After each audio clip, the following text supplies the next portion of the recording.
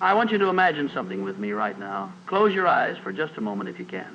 Picture yourself waking up tomorrow morning, and before your feet even touch the floor, before you check your phone or think about your problems, you feel something different. A quiet certainty, a knowing, not blind hope, not desperate wishing, but an unshakable inner conviction that no matter what happens today, no matter what challenges arise, no matter what curveballs life throws at you, everything is working out for you, not against you. For you, what would change in your life if you truly believed that? Not pretended, not faked it, but actually lived from that place? I've spent decades studying the invisible laws that govern success in human consciousness, and I've discovered something that most people never grasp in their entire lifetime. The universe doesn't respond to your words. It doesn't respond to your wishes. It responds to your assumptions. It responds to the quiet, often unconscious beliefs you hold about how reality works. And here's what's both terrifying and liberating. You are right now living in a world that perfectly mirrors what you've assumed to be true. If you assume life is a struggle, you'll find evidence everywhere. If you assume people can't be trusted, you'll attract untrustworthy people. If you assume you're unlucky, coincidences will conspire against you. But if you assume, truly assume, that everything is always working out for your highest good, even when you can't see how, even when it looks like disaster, reality begins to reorganize itself around that belief. This isn't positive thinking. This isn't affirmations you repeat while secretly doubting. This is something far more powerful. This is about changing the operating system of your mind. And today, I'm going to show you exactly how to do it, using principles that Napoleon Hill spent 25 years researching, principles that transform penniless immigrants into industrial titans, that turned failures into fortunes, that converted ordinary men and women into extraordinary forces of nature. You're about to learn the single most important mental shift you can make. And I promise you, if you truly grasp what I'm about to share, nothing in your life will ever be the same again. Your relationship with failure will transform. Your relationship with uncertainty will transform. Your relationship with yourself will transform. So take a breath, open your mind, because what I'm about to tell you contradicts almost everything you've been taught about how life works. And that's exactly why it works so well. Let me start by telling you about a moment that changed everything for me. Years ago, I found myself facing what appeared to be complete ruin. Every door seemed closed. Every effort seemed futile. I was surrounded by evidence that my assumptions about success and achievement were wrong. But in that darkness, I discovered something that Hill had written about, something I had intellectually understood but never truly embodied. He said that every adversity carries with it the seed of an equivalent or greater benefit, not sometimes, every single time. But here's what Hill understood that most people miss. That seed doesn't automatically grow. You have to recognize it.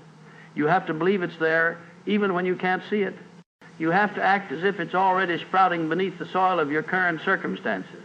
You have to live as if everything, and I mean everything, is orchestrating itself for your ultimate benefit.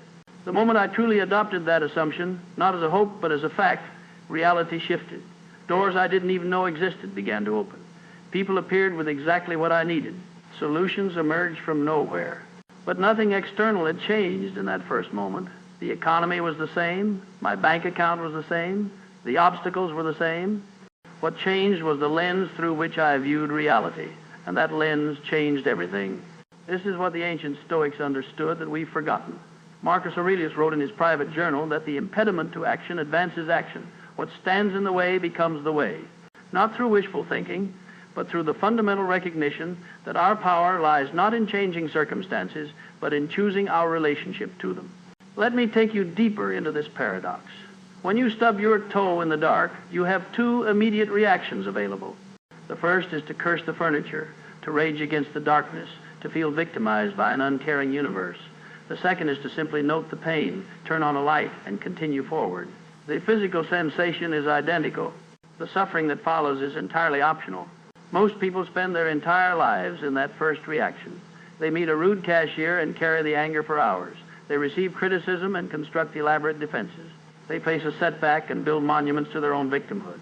Each moment becomes heavy, burdened with interpretations, judgments, and emotional baggage that has nothing to do with the event itself. I started practicing something radical.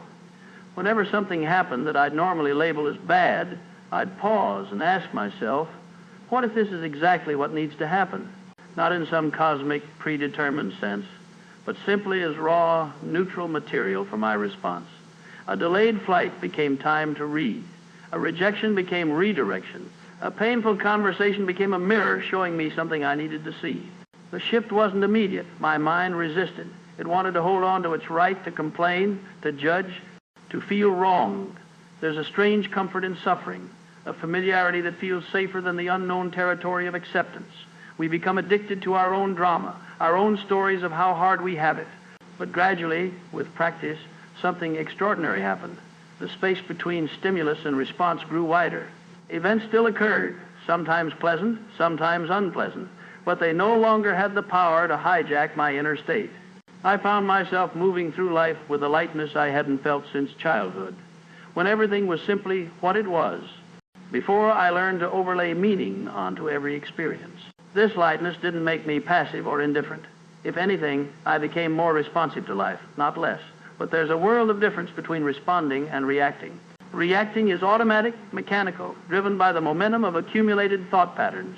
Responding is conscious, appropriate, arising from the situation itself rather than from my history with similar situations. I noticed this most clearly in conversations. Previously, when someone criticized me or disagreed with my opinion, there would be an instant contraction, a tightening in my chest, a flood of defensive thoughts. My mind would race to construct counter-arguments, even while the other person was still speaking. I wasn't listening anymore, just waiting for my turn to defend my position, my identity, my rightness. Now, criticism could land without triggering that cascade. I could actually hear what was being said, consider whether there was truth in it, respond honestly rather than defensively. And if the criticism was baseless or unfair, I could let it pass through without needing to correct every misperception someone had about me. Their thoughts about me were just that, their thoughts. They didn't alter the reality of what I actually was. My relationships transformed as a result. The chronic low-grade tension that had characterized so many of my interactions simply dissolved. I stopped trying to manage how people perceived me, stopped carefully curating my words to create a particular impression. This didn't make me careless or inconsiderate, quite the opposite. Without the static of self-concern, I could actually pay attention to the person in front of me, sense what was needed in that moment, speak from authenticity rather than strategy. Even my relationship with work changed. I had always approached my career with an undercurrent of anxiety, driven by fear of failure, constantly measuring myself against others, never quite satisfied with what I'd achieved because there was always more to attain. Success felt hollow, failure felt catastrophic, and ordinary days felt like wasted opportunities. But as I learned to observe these patterns without identifying with them, something shifted. I started to see my work as simply what I do, not who I am. The projects I completed didn't define my worth. The recognition I received or didn't receive became just feedback, not a verdict on my value as a human being. I remember sitting in a meeting where someone criticized an idea I'd proposed.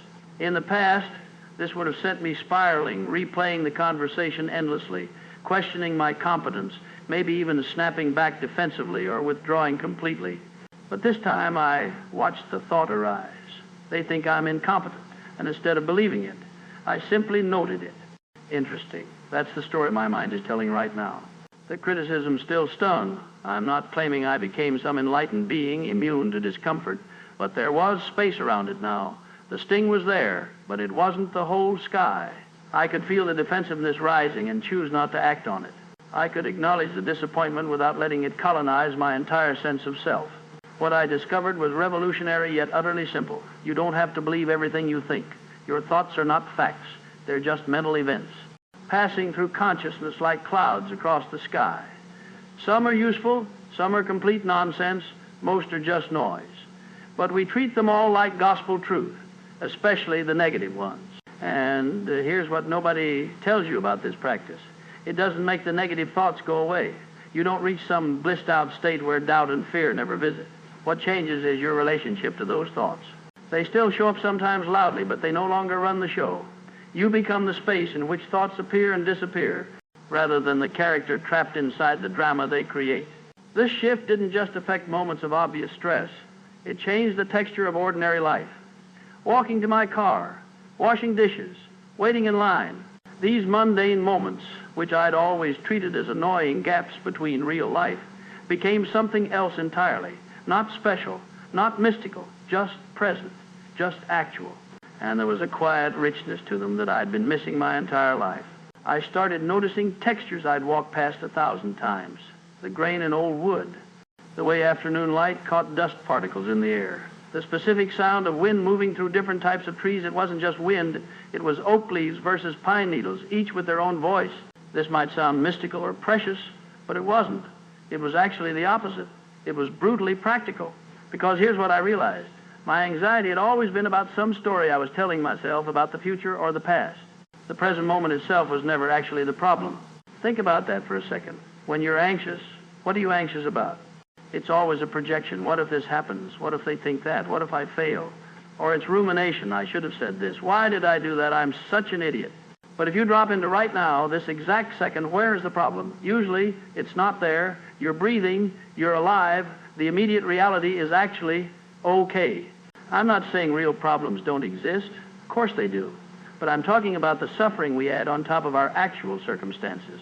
That layer of mental commentary that turns difficulty into agony. That was the layer that started to thin out. People noticed. My wife said I seemed lighter, though I hadn't lost any weight. A colleague mentioned I was easier to be around, less tense. Even my kids picked up on something, though they couldn't name it. My daughter asked me one day, "Dad, why are you smiling?" I wasn't even aware I had been. Here's the strange part. I wasn't trying to be different. I wasn't performing some new version of myself. If anything, I was doing less managing my image, less controlling how I came across, less worrying about whether I was being enough of anything. The gap between who I thought I should be and who I actually was, that gap was closing. Not because I'd finally become the person I was supposed to be, but because I'd stopped believing there was a person I was supposed to be. I started noticing things I'd been too preoccupied to see before. The way sunlight hit the kitchen counter in the morning. How my daughter laughed at her own jokes before she even got to the punchline. The specific shade of green the trees turned in late spring. Small things, irrelevant things, by most measures. But they felt like evidence of something, proof that there was a whole world happening right in front of me that I'd been too busy performing to notice. My work changed too, though not in the way I'd expected. I didn't suddenly become more successful or productive. I didn't unlock some hidden reservoir of creativity. But I stopped second-guessing every decision, stopped rehearsing conversations before they happened, stopped editing myself in real time, wondering how each word would land, whether it made me look smart enough, capable enough, whatever enough. There was this project at work I'd been avoiding for weeks. One of those things where the scope kept expanding and the expectations kept shifting, and I kept trying to figure out the perfect approach. The approach that would make me look competent. That would prove I deserved to be in the room. I'd been paralyzed by the need to get it exactly right. One afternoon, I just started, not with a plan, not with a strategy. I just opened the document and began writing what I actually thought instead of what I thought I should think. And here's the thing, it wasn't brilliant. It was messy and incomplete and probably wrong in places, but it was real. It was mine, and that turned out to be enough. More than enough, actually. Because once I stopped trying to be impressive, I could finally be useful. People responded differently, too. Not everyone. Some people don't know what to do with you when you stop playing the game.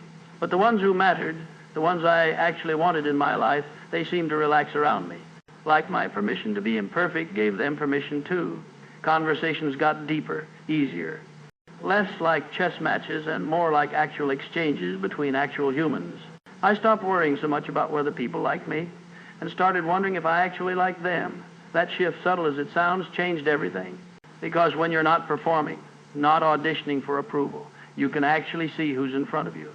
You can tell if there's genuine interest, mutual respect, something real to build on, or if it's just two people killing time while secretly checking their phones under the table. And here's what nobody tells you about that clarity. It makes you choosier, more discerning. Some people call it picky. I call it having standards that aren't based on desperation. I started saying no more to invitations that felt like obligations, to relationships that required me to shrink myself down just to fit, to people who only called when they needed something but were suddenly busy when I did. And yes, my social circle got smaller, but it got infinitely better because the people who stayed, the ones who showed up when the version of me they got was just me, unfiltered and occasionally weird and definitely not always agreeable, those people mattered. Those connections had substance, weight, the kind that doesn't evaporate the moment you stop performing. I learned to listen differently, too, not just waiting for my turn to talk, not just scanning for keywords so I could jump in with my prepared anecdote, actually listening to what was being said and, more importantly, what wasn't. You'd be amazed what you hear when you pay attention. People tell you who they are through their stories, their complaints, what makes them laugh, what they defend a little too aggressively, through how they treat waiters and talk about their exes and whether they ask about your life with the same energy you bring to theirs. And when you're listening that way, from a place of genuine curiosity instead of anxious self-monitoring, you stop attracting people who drain you. You stop tolerating dynamics that leave you feeling exhausted and confused. You start building a life that actually feels like yours. Because here's what I've come to understand. The people who truly matter, the relationships that actually nourish you, they don't require you to be a mind reader. They don't punish you for asking questions. They don't make you feel stupid for not understanding something that was never clearly communicated in the first place. Think about the people in your life who make you feel at ease. The ones where conversation flows naturally. You know what they all have in common? They say what they mean. They don't play games. They don't test you to see if you're intuitive enough to decode their real feelings hidden beneath 3 layers of contradiction. And when you stop accepting anything less than that clarity, something remarkable happens. You become that person too. You start communicating more directly. You stop hedging and hinting and hoping people will just get it. You develop the courage to say, here's what I need, and that doesn't work for me, without apologizing for having boundaries. This is where the real transformation begins. Because overthinking isn't just about what's happening in your head. It's about what you're willing to tolerate in your relationships. Every time you spend 3 hours analyzing why someone gave you a short reply, you're essentially saying, I will accept breadcrumbs of communication and try to turn them into a full meal through sheer mental effort. But you deserve better than that. You deserve relationships where communication is nourishment, not a scavenger hunt, where people's words match their actions, where you don't need a PhD in subtext to understand how someone feels about you. And I know what you're thinking, but doesn't everyone have some level of complexity? Aren't I being unrealistic to expect perfect clarity all the time? Fair question. And no, I'm not suggesting people need to be emotionally robotic or that every interaction should be spelled out like a legal contract. But here's the distinction. There's a difference between normal human complexity and manufactured chaos. Normal complexity is when someone is genuinely processing their feelings, working through something difficult, and they need a bit of time to articulate where they're at. That's healthy. That's human. Manufactured chaos is when someone deliberately keeps you in the dark because your confusion serves their purpose, when they use vagueness as a weapon. When I don't know really means I know, but I'm not telling you because then I'd have to be accountable. Think about it like this. Imagine you're hiking with a friend and you reach a fork in the path. Normal complexity is when your friend says, I'm not sure which way to go. Let me check the map for a second. You wait. They figure it out. You move forward together. Manufactured chaos is when your friend refuses to look at the map, won't tell you where they want to go, gets irritated when you ask, but then blames you when you end up lost. They need the confusion because it gives them control and an excuse for the outcome. The clearest, most trustworthy people I know aren't perfect. They get confused. They change their minds. They have bad days, but they're transparent about it. They'll say, hey, I'm feeling off today and I don't know why yet, or I'm struggling with this decision. Give me some time to think it through. That's not complicated. That's honest. And honesty, even when it's messy, creates safety. You know where you stand. You're not left guessing or walking on eggshells trying to decode their mood. The complicated ones, they never give you that courtesy. Instead, you're constantly trying to read between the lines, wondering if that sigh meant something, analyzing whether their short text was passive-aggressive or just busy, running every conversation through a mental decoder ring. It's exhausting. And here's what I've learned. If you're constantly confused about where you stand with someone, that confusion is your answer. People who genuinely care about you don't leave you guessing. They don't make you feel like you're solving a puzzle just to understand how they feel. Real connection comes with clarity, not certainty about the future. Not guarantees that nothing will change, but clarity about now. Clarity about how they feel today. Clarity about whether they want you in their life. I remember this relationship where I was constantly anxious, always trying to gauge her mood before I said anything, always wondering if I'd done something wrong because her energy would just shift. And I'd ask, is everything okay? And she'd say, yeah, fine, but everything in her body language screamed the opposite. So I'd spend hours, sometimes days, trying to figure out what I'd done, replaying conversations, analyzing text messages like they were ancient hieroglyphics. And you know what the cruelest part was? Sometimes there was something wrong, and I'd eventually find out days later. Other times, there genuinely wasn't anything wrong. But her dismissiveness made me create problems in my head. Either way, I lost. I was living in a constant state of emotional investigation, and it was draining every ounce of joy from my life. Compare that to connections, where someone is straightforward with you, where if something's bothering them, they tell you, where if they're having a bad day that has nothing to do with you, they say, hey, I'm in a weird mood today, but it's not about you, just need some space. That's it. Simple, clear. You're not left spinning your wheels trying to decode their emotional state. This is what I mean about clarity. When someone cares about you, they don't want you to feel confused or anxious. They recognize that healthy relationships, any kind, romantic, friendship, family, require clear communication. Not brutal honesty that wounds, but honest honesty that respects both people enough to be direct. And here's a hard truth. Some people actually like keeping you confused. They like the power dynamic it creates, where you're always chasing, always trying to win their approval, always working to figure them out. It keeps them in control. It keeps you focused on them. And whether they're doing it consciously or unconsciously doesn't really matter. The effect on you is the same. Because when you're constantly being pulled into their drama, into their emotional chaos, you start to lose yourself in it. You begin to forget what it feels like to just exist peacefully. To have a day that isn't punctuated by some manufactured crisis or emotional ambush. And the really insidious part, they'll make you feel like you're the one who's emotionally unavailable if you don't want to engage with every single drama they create, like you're cold, uncaring, disconnected. Because in their world, if you're not willing to drop everything and dive headfirst into whatever emotional whirlpool they've stirred up, then you don't really care about them. But that's not love. That's not connection. That's control dressed up in emotional urgency. I remember this one time I had finally set aside a weekend for myself. Just me, some books, maybe a long walk, nothing scheduled, just breathing room. And wouldn't you know it, Friday evening rolls around and suddenly there's a crisis, a major crisis. She needed to talk right now. It couldn't wait. And I felt that familiar pull, that guilt, that voice saying, if you really cared, you'd be there. So I was. I showed up. And you know what the crisis was?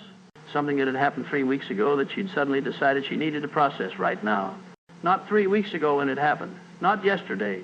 Right now, when I had finally carved out space for myself. And when I gently suggested we could talk about it the next day, that I really needed this time to myself, the tears came. The accusations. You never have time for me. You're always putting yourself first, as if wanting one weekend was some grand act of selfishness. That's how it works. Your boundaries become evidence of your failure. Your needs become proof of your inadequacy. And before you know it, you're apologizing for wanting a moment of peace. This is the kind of madness that makes you question your own sanity. Because from the outside, everything looks fine. Your life, on paper, is exactly what you're supposed to want. But inside, you're drowning in a sea of obligations that never asked for your consent. And here's what really breaks you.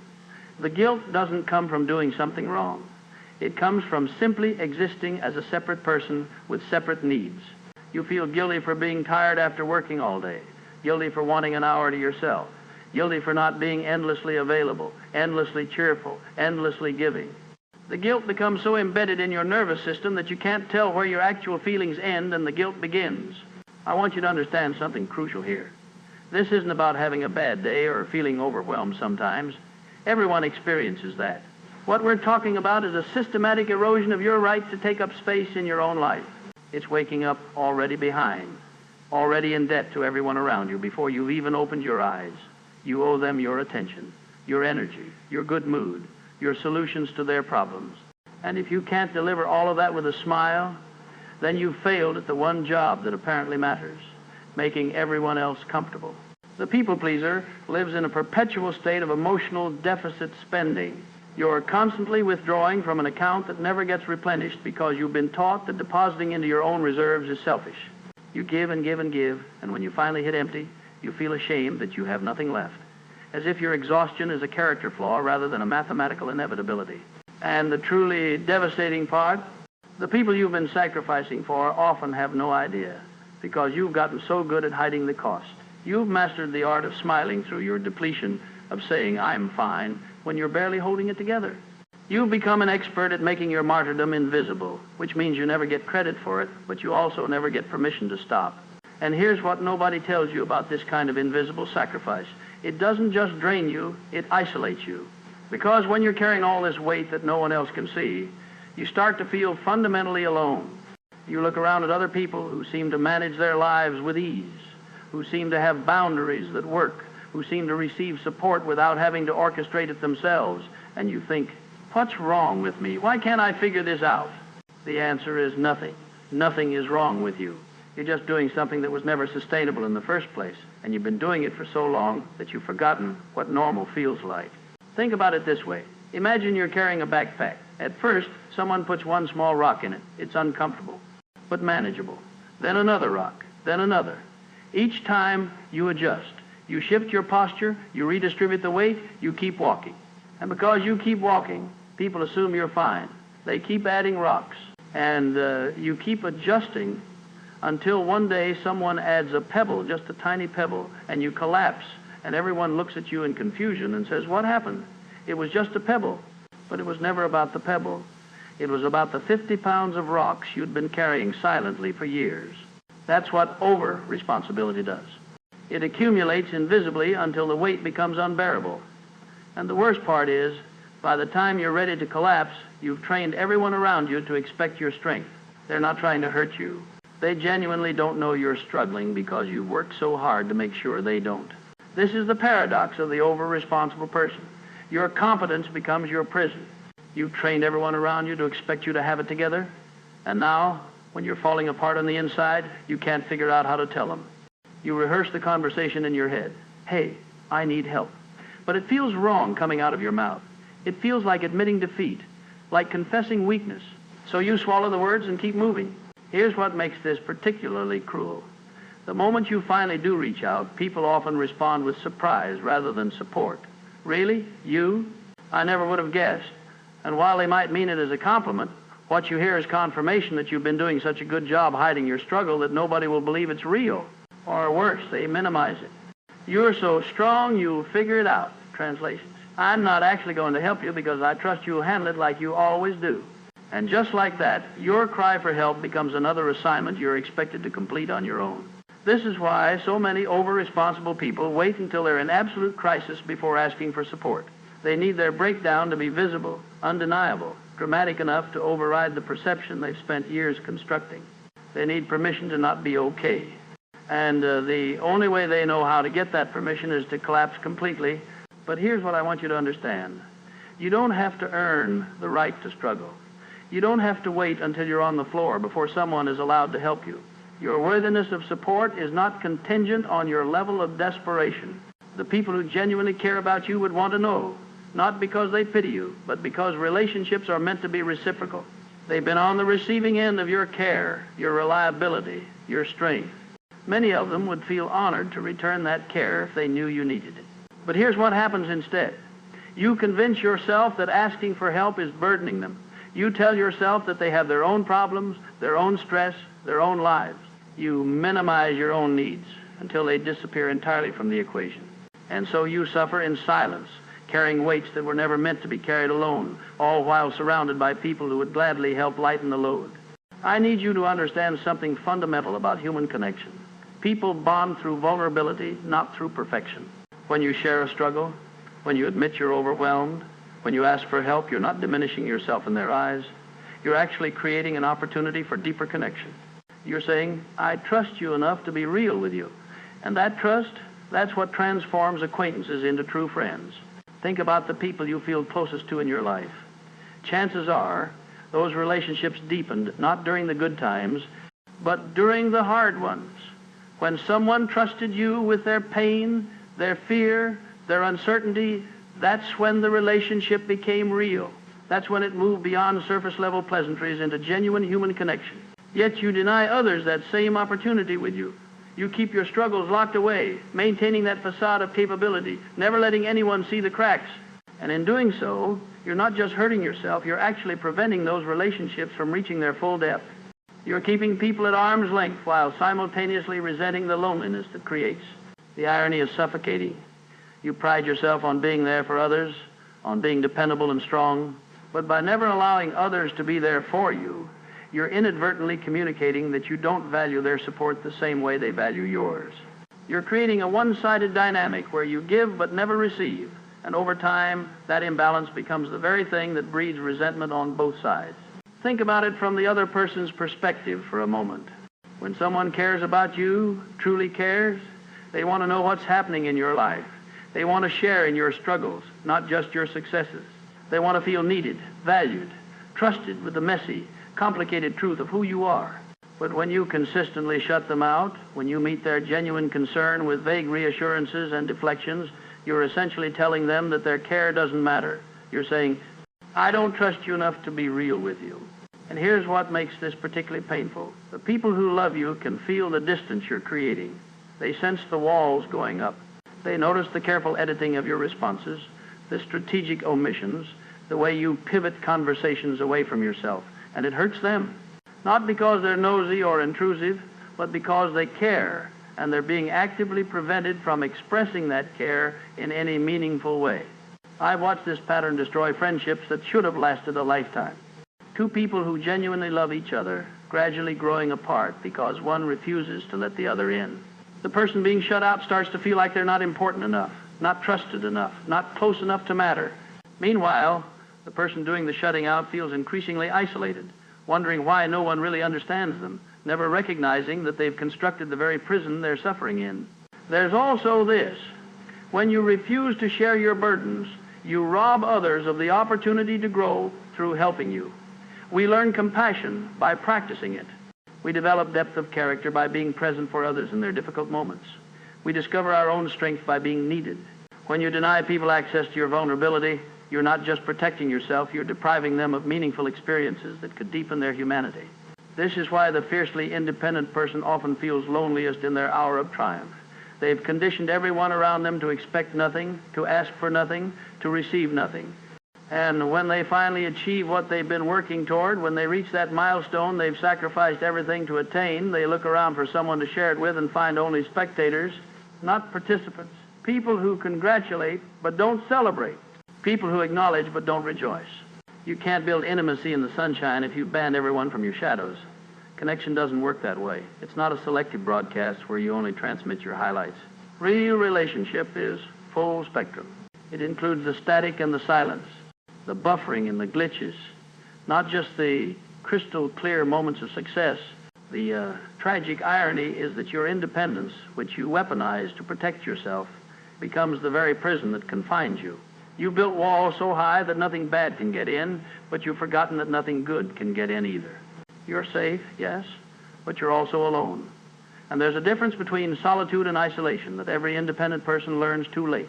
Think about the elderly person who spent their whole life never asking for help, never admitting weakness, never allowing anyone to see them struggle.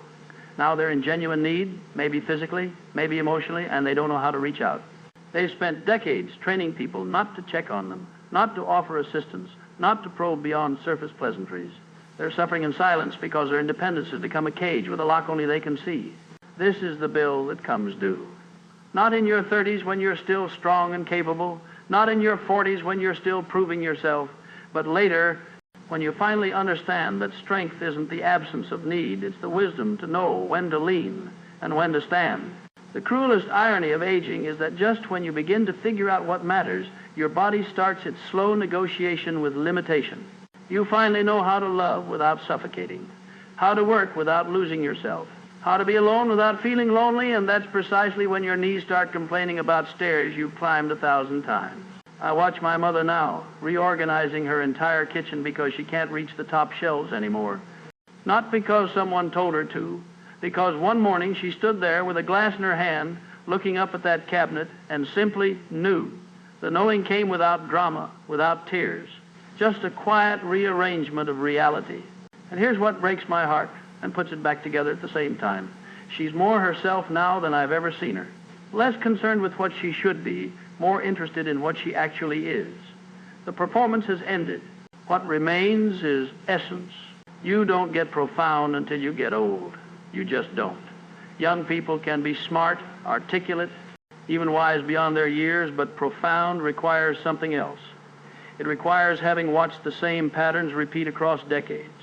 It requires having been wrong enough times that certainty becomes suspicious. It requires understanding that most of life's important questions don't have answers, they have responses, and your response changes based on who you've become. My father told me something last year that I keep returning to. He said, "You know what I regret? Not the mistakes, not the failures. I regret how long I spent trying to be impressive instead of trying to be true." He said it casually while we were washing dishes. No build-up, no drama, just this bomb of wisdom dropped between the plates and the silverware. That's what age does. It strips away the performance, the exhausting theater of proving your worth, of maintaining an image, of being who you think you should be instead of who you are. When you're young, you're so busy constructing an identity. When you're old, you're finally comfortable letting it breathe. There's a particular freedom in no longer needing to be interesting. When you're younger, there's this constant pressure to have stories, to have done things, to be someone worth talking to at parties. You collect experiences like merit badges, always worried about having enough material to prove you're living a worthy life. But age teaches you that the most profound moments aren't usually the ones that make good dinner party conversation. They're quiet. They're ordinary.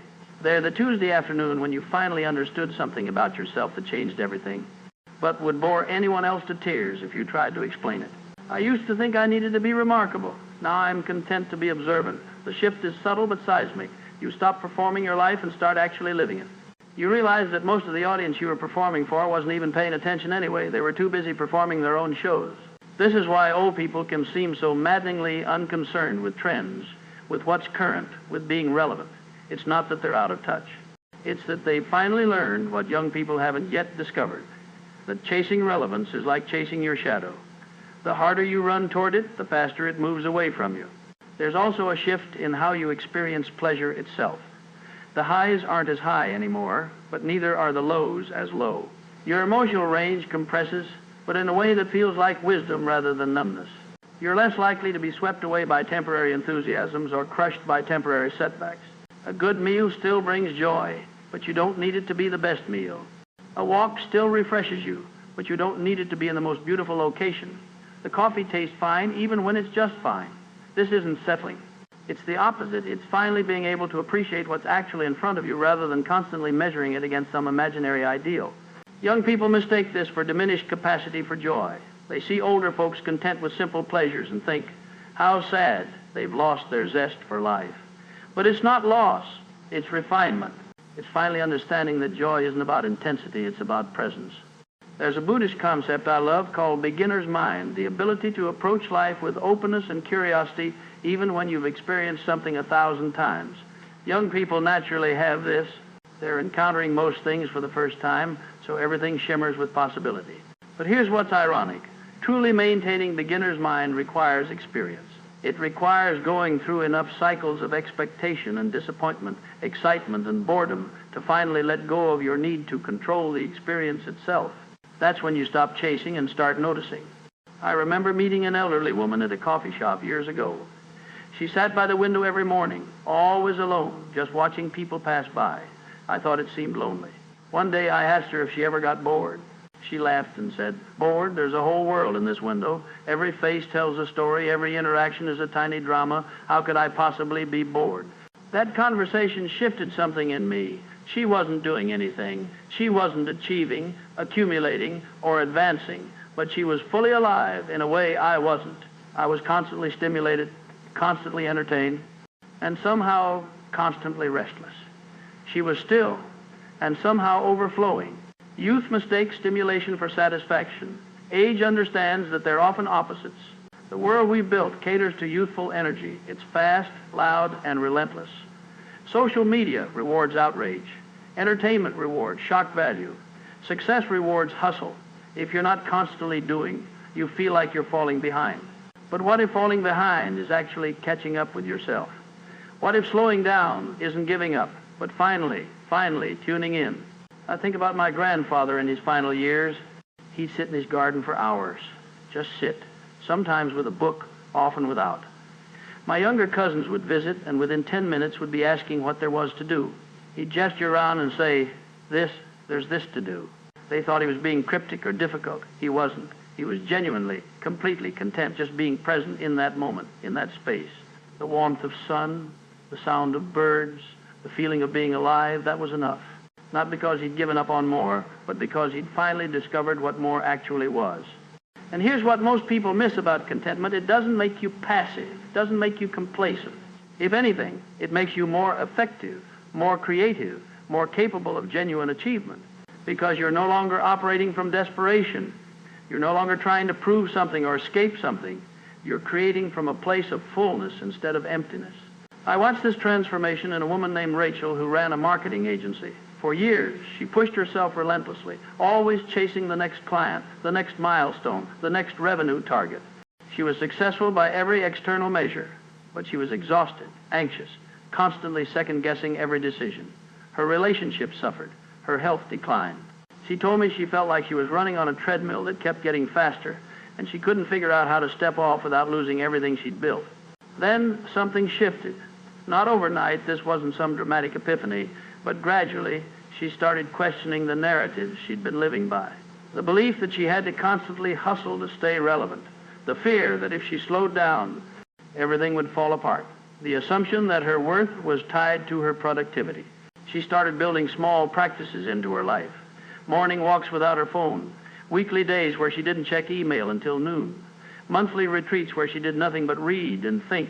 And something fascinating happened. Her business didn't collapse. Her clients didn't abandon her. In fact, her decision-making improved. She became more strategic, more thoughtful, more willing to say no to opportunities that didn't align with her values. She stopped operating from scarcity and started operating from clarity. And that made all the difference. Because that's what contentment actually gives you, clarity. When you're not constantly anxious about the future or resentful about the past, when you're not measuring yourself against everyone else's highlight reel, you can actually see what matters. You can distinguish between what you genuinely want and what you've been conditioned to want, between what serves your growth and what just feeds your ego. And this clarity, this ability to see what truly matters, it doesn't make you passive. It doesn't turn you into someone who just accepts whatever life throws at them with a resigned shrug.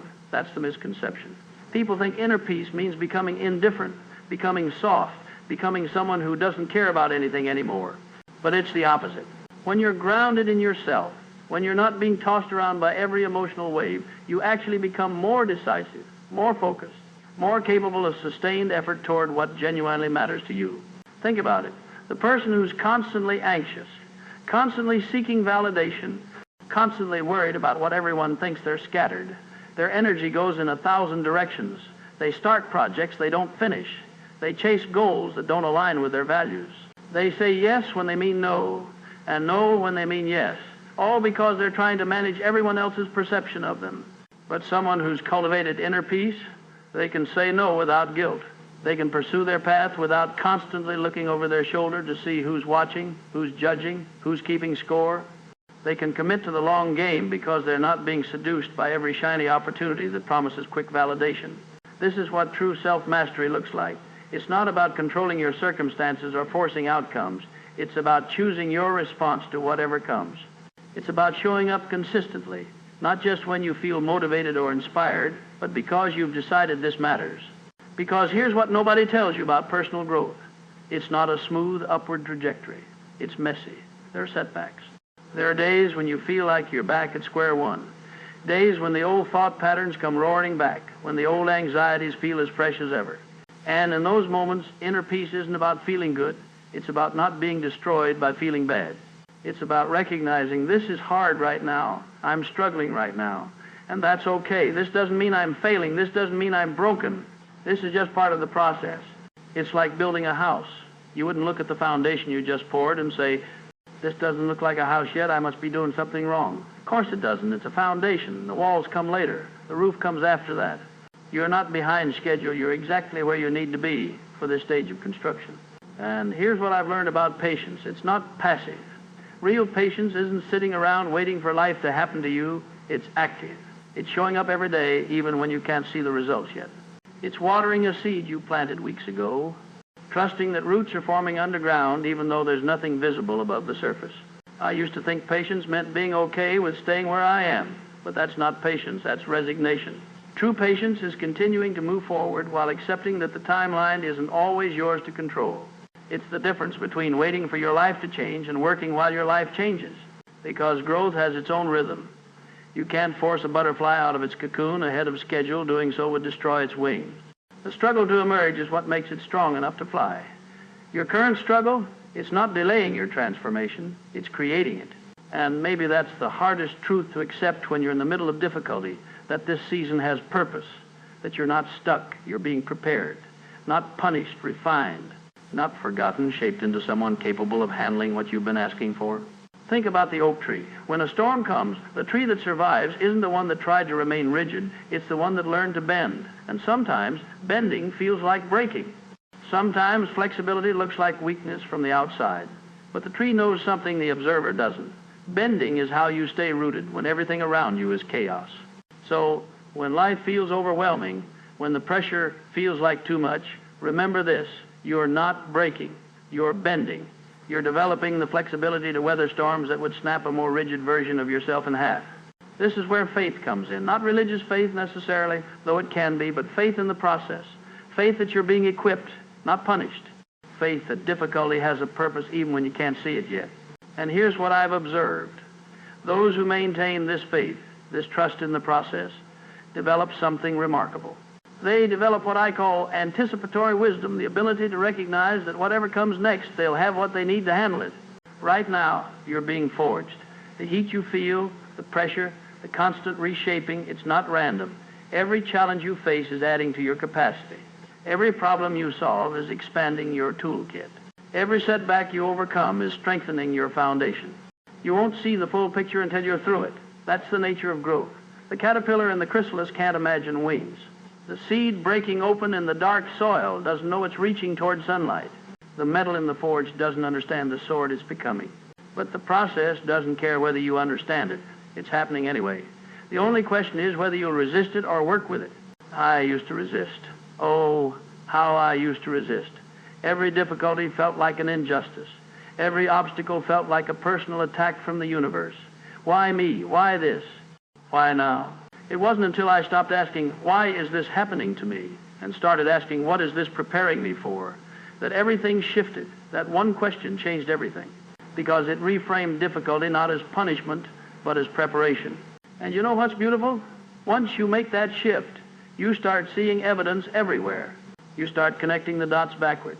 Oh, that terrible job I had 5 years ago taught me exactly what I needed for this moment. That friendship that fell apart showed me the kind of person I want to become. That failure that crushed me built the resilience I'm using right now. The difficulties weren't obstacles, they were curriculum. Every single one was training for something you didn't even know was coming. So when the next hard thing arrives, and it will, because growth never stops, you won't panic. You won't collapse. You won't ask, why me? You'll recognize it for what it is, the next level of your education, the next chapter in your becoming. And here's what happens when you reach that place. You stop being fragile, not hard, not brittle, but genuinely unshakable. Because shakeable people need certainty. They need guarantees.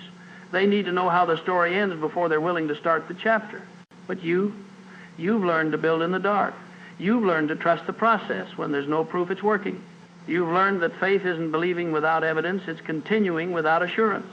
And that changes you at the cellular level. I've watched people go through this transformation. I've seen the shift in their eyes, the change in their posture, the difference in how they move through rooms and conversations. They stop flinching. Someone criticizes their work, they consider it without crumbling. Someone doubts their vision, they hear it without abandoning ship. Someone walks away, they keep building. Not because they're invincible, but because they've already been broken and rebuilt so many times that they know that breaking isn't the end. It's just part of the architecture. You become someone who can hold your vision in one hand and reality in the other without letting either one destroy you. You can say, this is where I'm going, while simultaneously saying, I have no idea how I'll get there. And those two truths don't cancel each other out. They coexist, they collaborate. That's mastery. Not of circumstances, not of outcomes, but of self. You master the art of showing up when nothing is promised. You master the discipline of building when no one is watching. You master the wisdom of knowing that your worth isn't determined by your results, but your results will eventually reflect your worth. And when that clicks, truly clicks, you stop waiting for permission. You stop waiting for the perfect moment, the right connections, the ideal circumstances, the flawless plan. You just begin, and beginning is everything. Because the universe doesn't reward the most talented, it doesn't reward the most prepared, it rewards the most persistent, the most consistent, the ones who keep showing up long after the spotlight has moved on and the crowd has gone home. It rewards you, not because you're special, but because you stayed. And here's what nobody tells you about staying. It doesn't feel heroic. It feels ordinary, mundane even. You're not standing on a mountaintop with your arms raised. You're sitting at your desk on a Tuesday afternoon, doing the work that no one will see. You're making the phone call you don't want to make. You're revising the paragraph for the 7th time. You're showing up when every part of you wants to shut down. This is the part they edit out of the success stories, the middle, the long, boring middle where nothing seems to happen. But everything is happening. In that middle, you're becoming someone different, someone who doesn't need the feeling to do the work, someone who doesn't need applause to keep going, someone who has learned that commitment isn't a feeling, it's a practice. I learned this watching my grandmother. She had a garden, nothing fancy, tomatoes, cucumbers, some herbs. Every single day, rain or shine, sickness or health, she was out there, watering, weeding, checking for pests. I asked her once, "Don't you get tired of it?" She looked at me like I'd asked if she got tired of breathing. "Tired," she said. "It's not about tired. The garden doesn't care how I feel. It needs what it needs." That garden fed our family for decades. Not because of talent, not because of passion, because she stayed. Your life is that garden. Your dreams are that garden. They don't care about your motivation levels. They don't care if you're inspired today or burnt out. They need what they need. Attention, consistency, presence. And if you give them that, not when you feel like it, but because you've decided to, they will feed you for the rest of your life. So stay, even when it's boring, especially when it's boring. Because boring is where transformation happens. Boring is where character gets built. Boring is where ordinary people become extraordinary, not by doing something different, but by doing the same thing over and over, long after everyone else has moved on. The world doesn't need more people who start strong. It needs people who finish, who endure, who stay. Be one of them.